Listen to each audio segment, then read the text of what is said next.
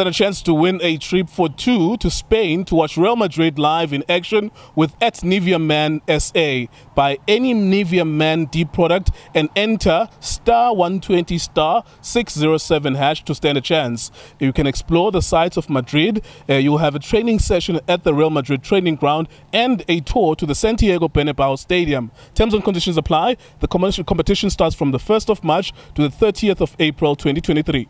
iDiskiTV powered by World Sports Betting. iDiskiTimes.co.za. Al Hilal 1, Mamelodi Sundowns 1, CAF Champions League. Sundowns, of course, always the winners of the group. It's just a formality. They have this game, which they completed as a draw, and then they have one more game, Cotton Sport at home, who are the whooping boys of the group. Junior Khanye, analyst, what do you make of the game, sir?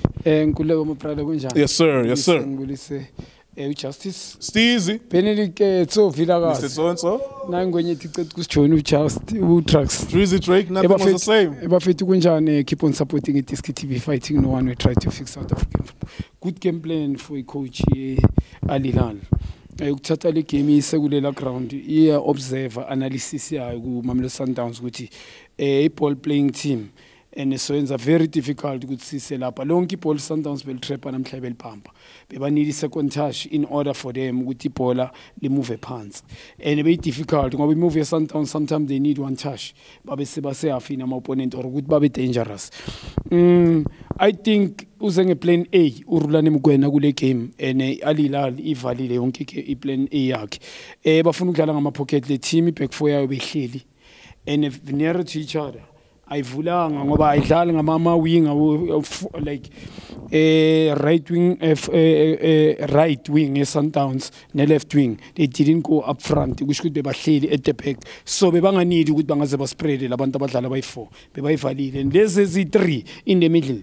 I think i-defensive midfield yabo behleli in front of these two and beyiba difficult ngala ma pocket ngoba nalezi ezi3 bezingadlali ngisho lezi edlala middle defensive midfield nalezi ezi2 ezathi ekhaya bafi bebeze kuzo defend bebarela kulabantu abayi2 and the other one was more of a playmaker, but that one was not playing because supported the Chulele up front, the number 10 and the striker Sabo died. This guy what he was doing, we asked good badalanga wing back with Sundowns because Kichimela wide umdiba magambo ulo umdawu beka bayitenja ngoba uza late enemela draftele phakathi uyamlandela unyango nomvala ngoba bamakhi what they do the ball watching first half in thinking bafuna ukuya boyi2 number 10. If this guy was smart enough with amtholo number 10, I'm sure he could belzovela and enkuleko they were lucky Sundowns first half not to concede 2 goals because this guy uphumile kayi2 goalkeeper safe kungukuthi boyi2 akekho bekafuna ukumakha akekho bekafuna ukusweeper.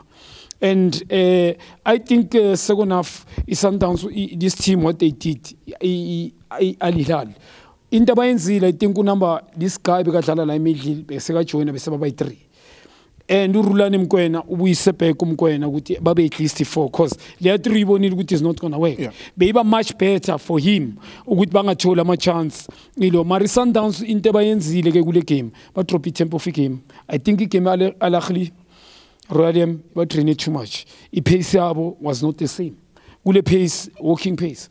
Hoping good to catch up. The way Stalanga corner, so Banganchi Pola after will get to Mailula or Shaluli will score. Or Mshishi will do something for us. Mailula, Mshishi, and Shaluli didn't happen. All these players were sometimes, especially Mateka, they were tired. Ronan Williams, he cannot go to 30 situation late, he has to be premiership with the level. Lapayani needed just kick the ball. It did well over saver, but Komanyama situation we told you lose. You will get the penalties, guys, it's a goal.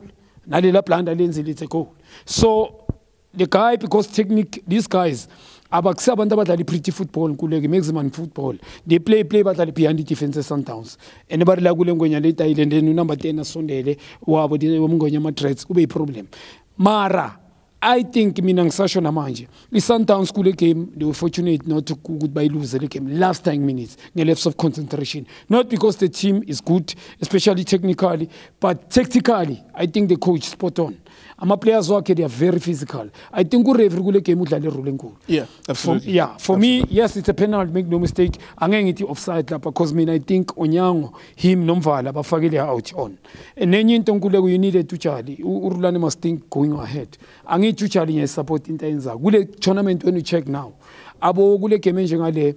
Yes, we can say they were tired. Sometimes they're good. One of the best team in Africa. But the tournament here in feature. it's another level. One mistake you out, they punish you. You understand? I mean, this guy, lose as I should so could make point very, very vital. The coach is stick a good play now, irrespective of Sundowns score. Or Monument go penny good they can score, but go 5 quality, they can score more. Stick a good play now. And they did get the goal. You understand? And even almost got more. So credit to Coach Yabo for tactical because I don't know those individual brilliant of players. And they almost win in this game because but because of poor technique yabo angeke ushaye penalty near to goalkeeper ngalendlela ushaye ngayo and good save for Ronan Williams, but they are lucky not to lose this game. So you have concerns going to knockout stages. Sundowns are number 1 in the group. They're going to the knockout stages. What would you want them to change going to the knockout stages about African football? Yeah, you need to Andile Jali. It's another level. You need experience. You need experience kule levels of concentration yenzekile namhlanje uJali kulama game njengalawa coming was going to pull the midfield and yes umkwena make talented young South Africa Petit Diamond lapha 24 usese ne room for improvement usazodlala iminyaka angaze eminingi kakhulu but uJali kule tournament if you want to win this tournament compete abo alakhli ezusho there's still alakhli yenilo is Hilal Medisai Cairo with that full capacity struggle la home kanje phela they not to say they were dominating this game tactical yes coach isebenzile la ne physique urevu be side labo alakhli home ikuzobe kunjani with the crowd kubo so mina I see alakhli yo wina le for me, they want to win. Either way, they want to win. And Sundowns is still going to fail. It's knockout stages. And you need to charge it. It's going to be different game. Even if Sundowns says 5 there, but different game. Like knockout. Alakhli is going to come now. And it's not going to be, yes, we're not too sure good you understand? Asas good let me put it this way, they can meet go final probably. Yeah. Maybe it's going to be different. Asas good TV is about different cool. So put on the Jali now, actually fitness, go sanction a good iDiskiTV premiership abu fitness and umthole noma ngabe badlala boyichukule cup bano umkwena both of them play. I'm sure Jali can be box to box, the boy playing number 6 or standing or simplifies into.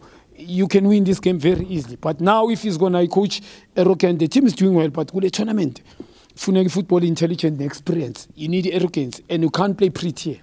A level of concentration must be something else, and consistent. So you need Andile Jali. All right, there you go. That's Mamelodi Sundowns 1, Al Hilal 1 in Sudan. Very challenging game, challenging conditions. We're back again with SuperSport United and Orlando Pirates, and of course later on tonight we'll give you Kaizer Chiefs away to Maritzburg United. iDiskiTV, iDiskiTimes, All Sports Betting. Thank you for watching us.